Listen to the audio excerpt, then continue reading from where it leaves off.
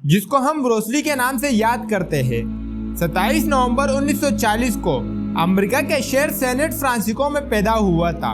Bruce Lee का बाप एक चाइनीज स्टार था जो कि उस वक्त पर अमेरिका के 1 साल के टूर पे था। ब्रूसली की फैमिली 1941 में हांगकांग वापस आ गई। ब्रूसली ने एज अ चाइल्ड स्टार यानी अपने बचपन में ही तकरीबन 20 फिल्म में काम किया।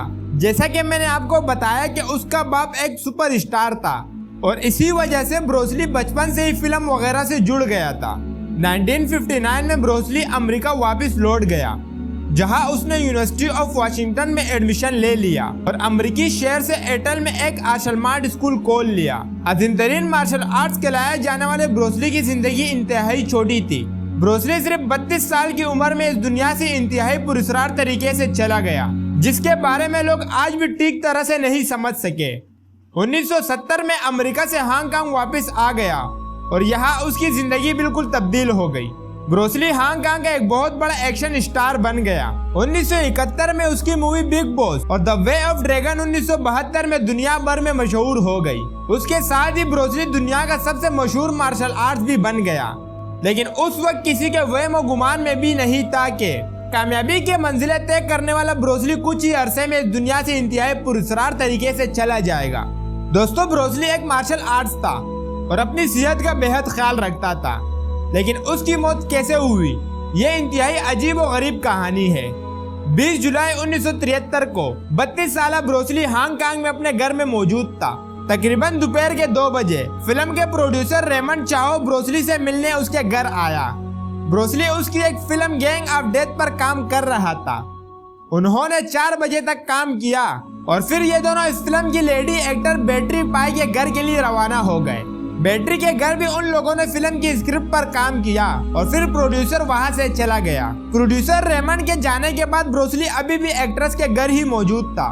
कुछ लोगों का यह भी मानना था कि ब्रूसली और बैटरी का अफेयर चल रहा था। खैर, बैटरी के घर पर ही ब्रूसली के सर में दर्द शुरू हो गया। बैटरी ने उसको एक सर दर्द की गोली दे दी और ब्रूसली एक गोली लेकर एक कमरे में सोने चला गया। इसी तरह शाम के 7:30 बज गए और ब्रूसली अभी भी कमरे में सो रहा था। उस वक्त फिल्म के प्रोड्यूसर रेमंड ने बैटरी के घर फोन किया और उससे कहा कि ब्रूसली को उठाओ, क्योंकि उनका एक साथ डिनर करने का प्लान था। बैटरी ने ब्रूसली को एक दफा उठाने की कोशिश की, लेकिन ब्रूसली ना उठा। इतनी ही देर में प्रोड्यूसर भी बैटरी के घर पहुंच चुका था। उसने भी ब्रूसली को उठाने की कोशिश की, लेकिन ब्रूसली ने कोई हरकत नहीं की। अगले 10 मिनट में एक डॉक्टर बैटरी के घर पहुंच गया और ब्रूसली को हॉस्पिटल ले जाया गया, जहां पहुंचने पर पता चला कि ब्रूसली मर चुका है। दुनिया का अजीम तरीन मार्शल आर्ट जो इंतहाई हेल्दी और सेहतमंद था, सिर्फ 32 साल की उम्र में मर चुका था। ब्रूसली के मरने के बाद दुनिया हैरान और परेशान रह गई। किसी को यकीन नहीं आ रहा था कि ब्रूसली इतनी जल्दी दुनिया से चला गया। इसके साथ साथ कई थ्योरीज भी सामने आना शुरू हो गई थी। वो थ्योरीज ये थी कि ब्रूसली को चाइना के अंडरवर्ल्ड डॉन ने मरवाया है, क्योंकि वो ब्रूसली से पैसे तलब कर रहे थे जो ब्रूसली उनको नहीं दे रहा था। किसी ने उसको एक फैमिली कर्स का नाम दिया और कहा कि ब्रूसली को उसके माँ बाप ने अमेरिकन नामी यानी ब्रोस इसलिए दिया था कि उसकी हिफाजत एविल स्पिरिट कर सके।